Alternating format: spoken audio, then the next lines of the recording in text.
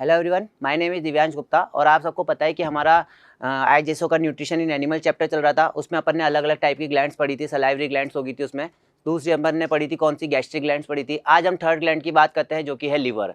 ठीक है, आप सबको पता है बच्चों लीवर क्या है, हमारी बॉडी की सबसे लार्जेस्ट ग्लैंड है। ठीक है, बात करते हैं सबसे पहले हम लीवर के लोकेशन की। जैसे मान लो बच्चों ये हमारा थोरेसिक पार्ट है, ये हमारा एब्डोमिनल पार्ट है। आप सबको पता है उसको डिवाइड कौन करता है, हमारा डायफ्राम। ठीक है, तो डायफ्राम के जस्ट राइट वाली साइड में क्या प्रेजेंट होता है बच्चों, लीवर होता है प्रेजेंट। ठीक है, हम अगर इसको इस तरह से समझे, ये देखिए, ये मान लो ये हमारी थोरेसिक कैविटी है। ठीक है, यहाँ बीच में आ गया क्या, ये डायफ्राम आ गया। ठीक है, और जस्ट इसके इधर कौन क्या प्रेजेंट होगा बच्चों, इस तरह से ये लीवर प्रेजेंट होगा। और ये बात समझ में, इस तरह से अरे लीवर प्रेजेंट होगा। ठीक है, तो हमने देखा क्या बच्चों, तो सबसे पहले लोकेशन की हम बात करें तो कहाँ पे प्रेजेंट होता है, right upper portion of abdomen cavity just below the diaphragm. ठीक है, डायफ्राम के जस्ट बिलो प्रेजेंट होता है। उसके बाद हम स्ट्रक्चर की बात करते हैं बच्चों। सबसे पहले लीवर के हम स्ट्रक्चर की बात करते थे। एक्सटर्नली जो हमारा लीवर होता है ना, वो कवर्ड किससे होता है, व्हाइट फाइब्रस टिश्यूज से कनेक्ट होता है। किससे होता है, व्हाइट फाइब्रस कनेक्टिव टिश्यूज से कवर्ड होता है, जिसको अपन क्या बोलते हैं बच्चों, ग्लिसन्स कैप्सूल बोलते हैं। क्या बोलते हैं, ग्लिसन कैप्सूल बोलते हैं। आ रही है बात समझ में, क्लियर है इतना। नेक्स्ट आता है बच्चों, लीवर जो होता है वो डिवाइड होता है दो लोब्स में। ठीक है, एक होता है राइट लोब्स और एक होता है लेफ्ट लोब। ठीक है, आ रही है बात समझ में। अब जो इनको सेपरेट करता है ना बच्चों, जैसे मान लो ये आपका कौन सा हो गया, ये हो गया आपका राइट लोब और ये हो गया आपका लेफ्ट लोब। ठीक है, इनको जो बीच से सेपरेट करता है ये वाला पार्ट, इसको क्या बोलते हैं अपन, फैल्सीफॉर्म लिगामेंट। ठीक है, जो मतलब लीवर्स को दो लोब्स में जो सेपरेट कर रहा है ना बच्चों, उसको बोलते हैं अपन क्या, फैल्सीफॉर्म लिगामेंट बोलते हैं। आ रही है बात समझ में, क्लियर है इतना। ठीक है, both lobes are separated by falciform ligament. ठीक है, जितने भी लोब्स हैं वो किससे सेपरेट होता है, फैल्सीफॉर्म लिगामेंट से सेपरेट होता है। क्लियर है इतना। नेक्स्ट आता है बच्चों स्ट्रक्चर। अब जैसे आप सबको पता है सेल है।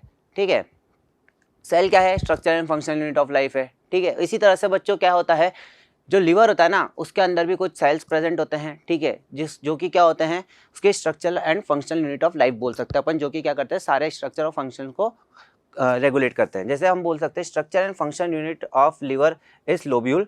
ठीक है, लोब्यूल बोलते हैं उनको। ठीक है, अब लोब्यूल के अंदर होते हैं बच्चों क्या प्रेजेंट होते हैं, हेपेटोसाइट सेल प्रेजेंट होते हैं। क्या प्रेजेंट होते हैं, हेपेटोसाइट सेल प्रेजेंट होते हैं। आइए हम स्ट्रक्चर से समझते हैं ध्यान से। देखिए कुछ इस तरह से बच्चों ये आपको दिख रहा होगा, ये क्या है, ये लीवर हो गया। लीवर के अंदर देखिए इस तरह से अगर हम इसको माइक्रोस्कोप से देखें तो हमारे को सबसे पहले क्या मिलता है, लीवर लोब्यूल मिलता है। ठीक है, उसके बाद हमारे को हिपेटोसाइट सेल्स मिलते हैं, जो कि किस शेप के होते हैं बच्चों, हेक्सागोनल शेप के होते हैं। किस शेप के होते हैं, हेक्सागोनल शेप के। देखते हैं बच्चों किस तरह से होते हैं। सपोज करो हम बात करते हैं हिपेटोसाइट सेल की।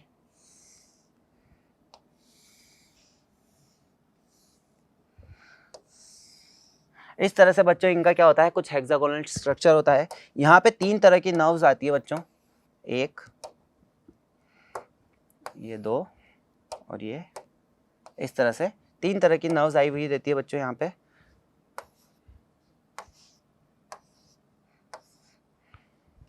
इस तरह से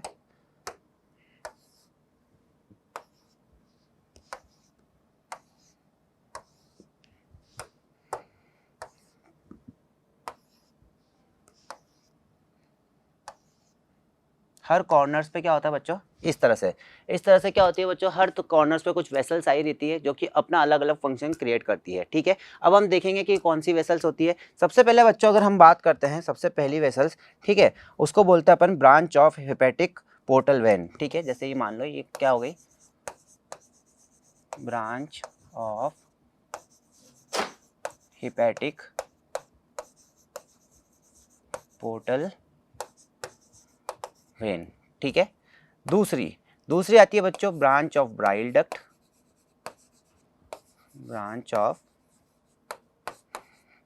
बाइल डक्ट। थर्ड आती है बच्चों कौन सी, हेपेटिक आर्टरी। थर्ड कौन सी आती है बच्चों, हेपेटिक आर्टरी आती है। आ रही है इतनी बात क्लियर बच्चों। ठीक है, अब उसके बाद बच्चों एक जो सेंटर में आती है बच्चों, वो होती है यहाँ पे सेंटर में होती है कौन सी, हेपेटिक वेन। कौन सी होती है बच्चों, हेपेटिक वेन प्रेजेंट होती है सेंटर में। ठीक है, उसके बाद यहाँ पे क्या होता है बच्चों, इस तरह से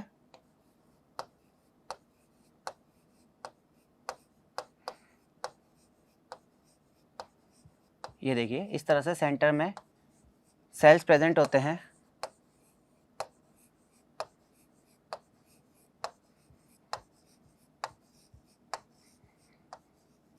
ठीक है, इन सेल्स को क्या बोलते हैं बच्चों अपन? इन सेल्स को बोलते हैं क्या? Hepatocyte cells. क्या बोलते हैं बच्चों इनको अपन? Hepatocyte cell. ठीक है, आ रही है बच्चों बात समझ में?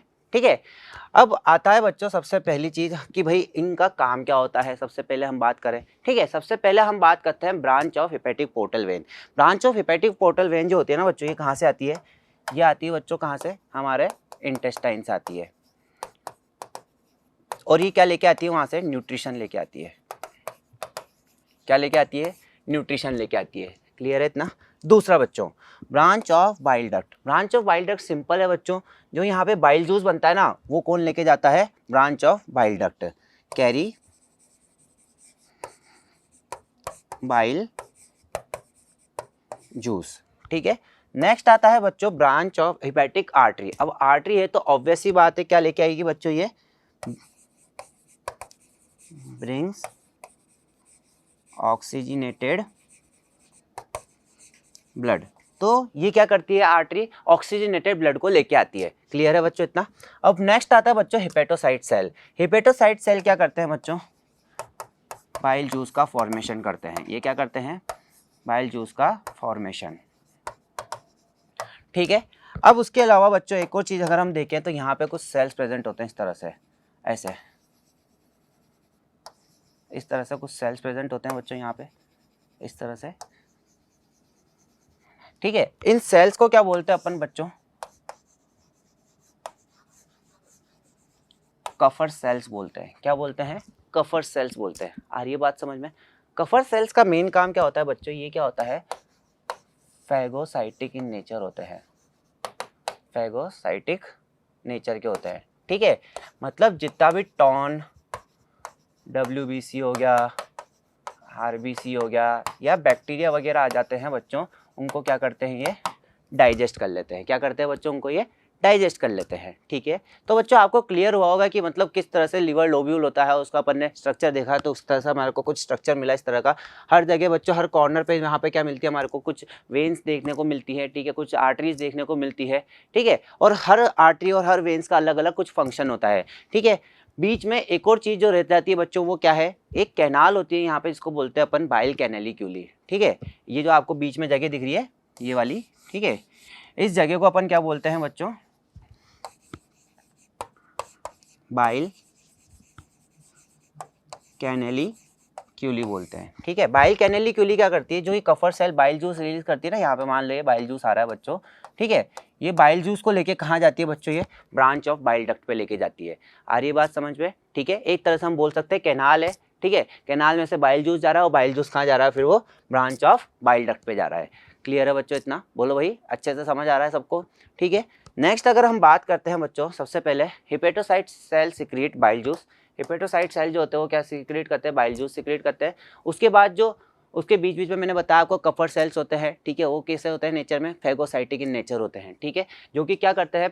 प्रेजेंट इन जो भी RBC WBC टर्न आउट हो जाते हैं, कट जाते हैं, फट जाते हैं RBC WBC, या फिर कोई बैक्टीरिया फॉरेन ऑर्गेनिज्म आ जाए हमारी बॉडी के अंदर, तो उसको क्या करेंगे? ये डाइजेस्ट कर लेंगे। ठीक है, और ख़त्म कर देंगे। ठीक है, अब बात करते हैं सबसे पहले फंक्शन ऑफ लिवर की। सबसे बेसिक फंक्शन जो मैंने अभी आपको बता रखा है बच्चों, सबसे पहले क्या करता है? Production of bile juice. ठीक है, बाइल जूस का प्रोडक्शन करता है। दूसरा बच्चों ये क्या करेगा? Centre of carbohydrate metabolism. ठीक है, सेंटर ऑफ कार्बोहाइड्रेट का क्या करता है? मेटाबॉलिज्म करता है बच्चों ये। ठीक है, जैसे ग्लूकोज से क्या बना देगा? ग्लाइकोजन बना देगा, ग्लाइकोजन से क्या बना देगा? ये ग्लूकोज बना देगा। आ रही बात समझ में? ठीक है, इसी को बोलते हैं centre of carbohydrate metabolism. Clear है बच्चों इतना? ठीक है, नेक्स्ट आता है हेल्प्स इन ग्लूकोनियोजेनेसिस, मतलब formation of glucose from fat and amino acid. ठीक है, नॉन कार्बोहाइड्रेट कंपाउंड्स होते हैं ना, जैसे फैट हो गया बच्चों, अमीनो एसिड्स हो गया, इनसे भी ये क्या बनाता है बच्चों? ग्लूकोज बनाता है। क्या बनाता है? ग्लूकोज बनाता है। क्लियर है इतना? ठीक है, नेक्स्ट आता है डिटॉक्सिफिकेशन, मतलब जो भी मान लो कोई भी हमारी बॉडी के अंदर टॉक्सिक सब्सटेंस आ जाता है बच्चों, उसको क्या करता है? ये डिटॉक्सिफाई करता है। ठीक है, डिटॉक्सिफाई क्या करके उसको क्या करता है? हार्मलेस सब्सटेंस में कन्वर्ट कर देता है, चेंज कर देता है। क्लियर है इतना? ठीक है, नेक्स्ट आता है डीएमिनेशन और फॉर्मेशन ऑफ यूरिया। यूरिया का फॉर्मेशन भी यहीं पे होता है बच्चों। ठीक है, क्लियर है इतना। अमोनिया हटा देगा वो, और अमोनिया हटा के क्या बना देगा बच्चों, वो यूरिया का फॉर्मेशन कर देगा। ठीक है, नेक्स्ट आता है हेमोफाइसिस ड्यूरिंग एम्ब्रियोनिक स्टेज। ठीक है, हेमोफाइसिस का मतलब होता है बच्चों ब्लड का फॉर्मेशन। एम्ब्रियोनिक स्टेज में बच्चों ब्लड का फॉर्मेशन कौन करता है, लीवर करता है। क्लियर है इतना। ठीक है, नेक्स्ट आता है स्टोर फैट सोल्यूबल विटामिन। ठीक है, कुछ फैट सोल्यूबल विटामिन होते हैं, विटामिन के, ई, डी, ए। ठीक है, उनको क्या करता है ये स्टोर करके रखता है। ठीक है, उसके बाद आता है फॉर्मेशन ऑफ प्लाज्मा प्रोटीन। जो भी प्लाज्मा प्रोटीन्स होते हैं बच्चों, उनका फॉर्मेशन भी कौन करता है हमारी बॉडी के अंदर, बोलो भाई, लीवर करता है। ठीक है, अब हम देखते हैं फंक्शनिंग ऑफ बाइल जूस। भाई जो बाइल जूस रिलीज हो रहा है ना, वो किस तरह से फंक्शनिंग करता है। सबसे बेसिक काम अगर मैं बताऊं बच्चों बाइल जूस का, वो क्या होता है, इमल्सिफिकेशन ऑफ फैट। मतलब फैट ग्लोब्यूल जो होता है बच्चों, लार्ज होता है, उसको क्या करेगा ये ब्रेक डाउन करके स्मॉल स्मॉल ग्लोब्यूल्स में कन्वर्ट कर देगा, ताकि उसका अच्छे से डाइजेशन हो सके आगे जाके। आ रही बात समझ में। तो अब हम वही देखते हैं बच्चों की जो इमल्सिफिकेशन होता है वो किस तरह से होता है। सबसे पहले अगर हम बाइल जूस के कंपोनेंट्स की बात करें बच्चों, तो बाइल जूस में दो कंपोनेंट्स मिलते हैं। एक तो मिलता है H2 यानी वाटर, दूसरा मिलता है क्या, सॉल्ट्स। ठीक है, सॉल्ट्स मिलता है। सॉल्ट्स में भी बच्चों दो सब्सटेंस मिलते हैं हमारे को, कौन कौन सा, एक तो मिलता है इनऑर्गेनिक सब्सटेंस, एक मिलता है कौन सा, ऑर्गेनिक, एक सेकेंड, सब्सटेंस। ठीक है, इनऑर्गेनिक सब्सटेंस और ऑर्गेनिक सब्सटेंस। ठीक है, ऑर्गेनिक सब्सटेंस आगे जाके बच्चों क्या बनाते हैं, ये ऑर्गेनिक सब्सटेंस क्या है, ये पिगमेंट्स होते हैं। क्या होते हैं ये, पिगमेंट्स होते हैं। पिगमेंट्स कौन कौन से हो गए बच्चों, आपने नाम सुन रखा होगा बिलीरुबिन और बिलीवर्डिन। ठीक है, तो वो पिगमेंट्स कहाँ पे प्रेजेंट होते हैं बच्चों, हमारे बाइल जूस में प्रेजेंट होते हैं। ठीक है, बिलीरुबिन और बिलीवर्डिन। ठीक है, नेक्स्ट आता है बच्चों हमारे पास इनऑर्गेनिक सब्सटेंस। इनऑर्गेनिक सब्सटेंस में क्या होता है बच्चों, यहाँ पे प्रेजेंट होता है क्या, HCO3 माइनस। ठीक है, ये HCO3 माइनस क्या करता है बच्चों, जो भी हमारा जूस एसिडिक होता है ना, ठीक है, आप सबको पता है स्टमक से बच्चों डिओडेनम में आता है सारा। ठीक है, फूड जो भी होता है स्टमक से कहाँ आता है, डिओडेनम में आता है। ठीक है, अब उसका नेचर कैसा होता है, फूड का एसिडिक नेचर होता है। तो ये क्या करता है, उसको एसिडिक मीडियम से किस में कन्वर्ट कर देगा बच्चों, न्यूट्रलाइज कर देगा, इसको अल्कलाइन मीडियम में कन्वर्ट कर देगा। क्लियर है इतना अच्छे से। ठीक है, फूड है भाई HCl है। ठीक है, स्टमक में प्रेजेंट है, HCl से होकर फूड कहाँ पे आता है, डिओडेनम में आता है। ठीक है, बाइल जूस भी कहाँ पे रिलीज होता है, डिओडेनम में रिलीज होता है। तो कैसे नेचर का होता है, एसिडिक नेचर का होता है। तो ये HCO3 माइनस क्या करता है, उसको न्यूट्रलाइज कर देगा। क्लियर है बच्चों इतना, बोलो भाई, समझ आता है। ठीक है, अब नेक्स्ट अब मैं बात करता हूं बच्चों,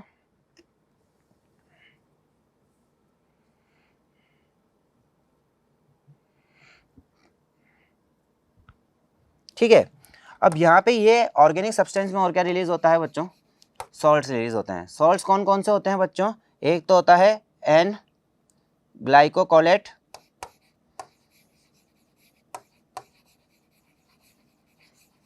एक तो होता है एन ग्लाइकोकोलेट और एक होता है एन ट्योराकोलेट। ठीक है, दो सब्सटेंस, दो सॉल्ट्स रिलीज होते हैं, एन ग्लाइकोकोलेट और एन ट्योराकोलेट्स। ठीक है, ये दोनों सब्सटेंस क्या करते हैं बच्चों, आगे देखते हैं। ये दोनों सब्सटेंस का काम क्या होता है, जैसे मान लो ये एक लार्ज फैट ग्लोब्यूल है। ठीक है, लार्ज फैट ग्लोब्यूल को क्या करेगा, ठीक है, लार्ज फैट ग्लोब्यूल है ये, लार्ज फैट ग्लोब्यूल को क्या कर देगा बच्चों, इस तरह से ब्रेक डाउन करके ये क्या कर देगा, छोटे छोटे ग्लोब्यूल्स में कन्वर्ट कर देगा, ग्लोब्यूल्स में इस तरह से, ये ऐसे। इसी को क्या बोलते हैं बच्चों, इमल्सिफिकेशन ऑफ फैट। मतलब फैट का जो लार्ज ग्लोब्यूल है उसको किस में कन्वर्ट कर दिया, इसने छोटे छोटे से ग्लोब्यूल में कन्वर्ट कर दिया, ताकि आगे जाके हमारा डाइजेशन ईजिली हो सके। क्लियर है बच्चों, आप सबको पता है बच्चों कि ना जो भी फैट होता है वो बहुत टाइम लगाता है डाइजेशन में। ठीक है, वो इसीलिए लगाता है। ठीक है, तो क्या होता है बच्चों, लार्ज ग्लोब्यूल जो है उसको क्या कर देगा, ये कन्वर्ट कर देगा किसमें, स्मॉल स्मॉल ग्लोब्यूल्स में कन्वर्ट कर देगा।